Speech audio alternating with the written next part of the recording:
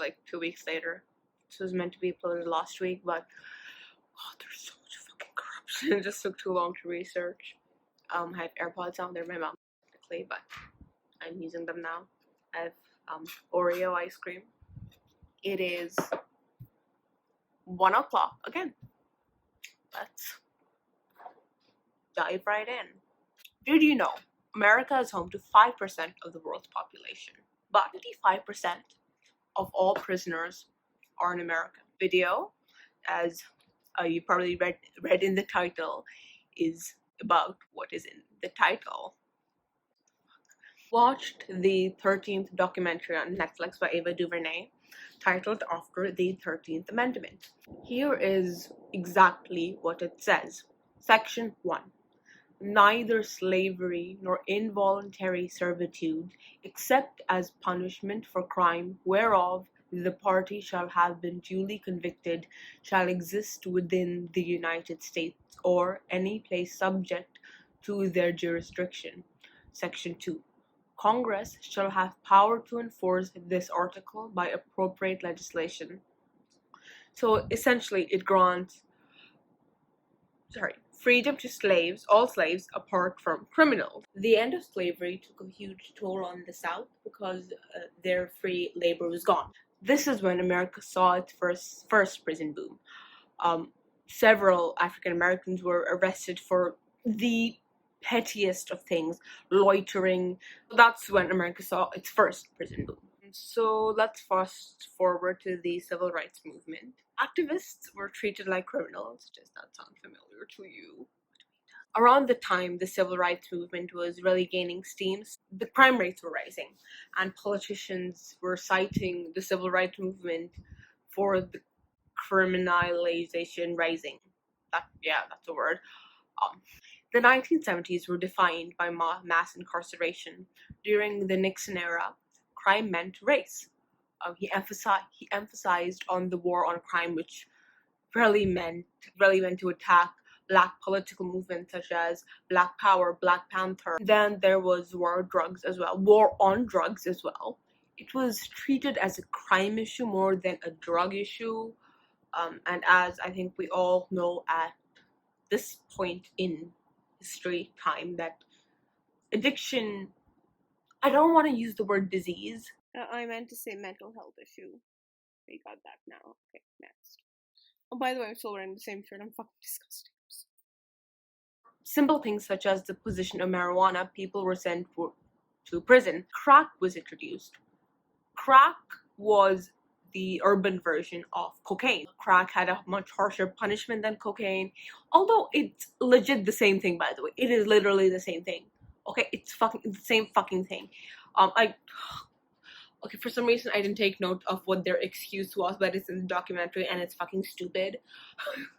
But yeah, and anyways, I'm really skimping through all of this because I want to get to ALEC and CCA. Watch the documentary 13th on Netflix. On 26th February 2012, in Sanford, Florida, Trayvon Martin was murdered by George Zimmerman. Zimmerman thought Trayvon looked suspicious. He called the cops, followed him with the gun after the dispatcher specifically told him not to, and murdered Trayvon Martin. Trayvon was 17. Zimmerman couldn't be arrested because of the Stand Your Ground law, which essentially states that if you feel threatened, you can kill. This absurd law was introduced by ALEC. ALEC is a private club whose members are politicians and corporations. So under ALEC, corporate members propose laws to the politicians, mostly Republicans. About 1 in 4 state legislatures are members of ALEC, and through ALEC, legislations can be introduced by literally filling a fucking blank of the name of your state, and boom, you have a new legislation. So dumb. Basically, corporations have been putting out laws through ALEC. The bills benefit its corporate funders. Walmart, for example, was an ALEC member. Sold guns like any other groceries. Like the way you can find freaking broccoli at your grocery store, or okay, well, no, broccoli, what's more common? Bananas at your grocery store. You could find gunk like that at Walmart so easily. They were selling all this around the time of Stand Your Ground. And, if you're watching this video, you are smart enough to put all of that together, Walmart, guns, Stand Your Ground, Walmart being a member of ALEC, ALEC introducing Stand Your Ground. Be smart. Well, after Trayvon was murdered, Walmart exited ALEC, but the Walmart family continues to fund ALEC. Okay, now let's introduce CCA. It'll probably hear because they don't know how to do this. Oh, by the way, CCA is now known as Core Civic. I didn't know that while filming the video, so I'm adding it in now. CCA is the first private prison company in the States, and if you've watched Orange is the New Black, private prisons are not fun or humane. CCA was formed in the late 80s. They started making contracts with states. The states had to protect their investment. So prisons were required to be full, even though crimes weren't there. This leads to yet another prison boom in the 80s and 90s. And unlike any other, it was I've literally written boomiest in there. What the fuck is wrong with me? So CCA helped ALEC advance several bills, like three strikes and you're out, mandatory minimum sentencing. Try saying that 3 times fast. So through ALEC, CCA was able to redo the crime policy. So let's talk about SB 1070, another ALEC law pushed by CCA. It gave the police the right to basically stop anyone who looked like an immigrant, which ended up filling detention centers. In 2010, CCA finally left ALEC after NPR accused ALEC of pushing SB 1070. But the American Bail Coalition, those are the ones who profit off bail and parole, are still a part of ALEC. So is Mark, I don't know how to pronounce that, a prison food company that has been accused of having maggots in their food several times. Talk about Kalief Browder. He was an African American from the Bronx. He was charged for a petty crime he did not commit, and he stayed and he couldn't leave because his family couldn't pay the $10,000 bail. And then there are plea bargains. I realized I forgot to put in an actual definition, so here it is. A plea bargain is an agreement between a defendant and a prosecutor in which the defendant agrees to plead guilty or no contest in exchange for an agreement by the prosecutor to drop one or more charges, reduce a charge to a less serious offense, or recommend to the judge a specific sentence acceptable to the defense. Several innocent people, plead guilty because it is better than the mandatory minimum sentencing. So what happens after the plea bargain is they are set free. So basically it's like, oh, yo, we are gonna fucking set you free if you said you did this crime. And they are, but, they have that on their record. And Browder was extremely brave and revolutionary. Okay, that's the word you're going to use and you talk about it. Revolutionary. Like, he needs to be talked about more because he was so brave. Anyways, he didn't plead guilty. He believed if he pled guilty, no change will come. He ended up going to jail. He went to Rikers, which is one of the toughest prisons in America. 3 years, 2 in SHU, of solitary confinement. After getting released, he ended up committing suicide. He was 22. And even after prison, life doesn't get better. There's always the question, have you been convicted of a felony? And, it gets in the way of colleges, student loans, job applications. And yeah. Born in 2001, 1 in 9 men will go to prison. 1 in 17 white men.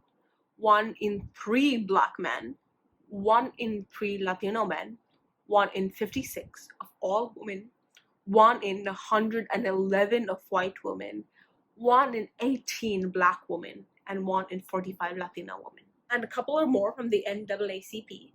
whenever I read NAACP, I think of hairspray and what was like, and if they try to call a CP, stop a CP, call the NAACP, cause I want you in and run and run. 1 in every 37 adults in the United States, or 2.7% of the adult population, is under some form of correctional supervision, to prison, the parole, shit like that. Racial disparities in incarceration. In 2014, African Americans constituted 2.3 million, or 34% of the total of 6.8 million correctional population. That is too much. That is too much.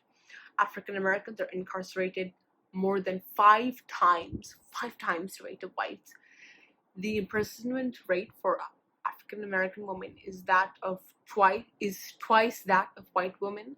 Nationwide, African children represent 32% of the children arrested, 42% of children arrested, 42% of children detained, and 52% of children whose cases are judicially waived by the criminal court. Though African Americans and Hispanics make up approximately 32% of the U.S. population, they comprise 56% of all incarcerated people in the U.S. in 2015. If African Americans and Hispanics were incarcerated at the same rate as white people, prison and jail population would decline by almost 40%. That number is insanely high. I remember reading it for the first time. I was like, no, I read that bitch wrong. But no, I read that bitch right, sadly. Well, racist country, fun. Drug sentencing disparities. In the 2015 National Survey on Drug Use and Health, about 17 million whites and 4 million African Americans have reported having used an illicit drug within the last month. That is almost 13 million. Big difference. Big difference, American cops. I want to note that. African Americans and whites use drugs at similar rates, but the imprisonment for African Americans for drug charges is almost 6 times that of whites. African Americans represent 12.5% of illicit drug users, but 29% of those arrested for drug offenses, and 33% of those incarcerated in state facilities for drug offenses. What the fuck? Effects of incarceration. A criminal record can reduce the likelihood of a callback or a job offered by nearly 50%. The negative impact of a criminal record is twice as significant for African American applicants. 2012 alone, the United States spent nearly 81 billion on corrections. Imagine if they spent fucking half of that on their education system. Dude, fucking everyone's life would be better. Also, I'm going to charge my computer before I continue reading. I'm back to read more facts. Spending on prisons and jails has increased at triple the rate of spending of pre to K-12 education in the last 30 years. Okay. Dear America, I know you're fucking stupid, so I'm gonna fucking say this for you very fucking clearly.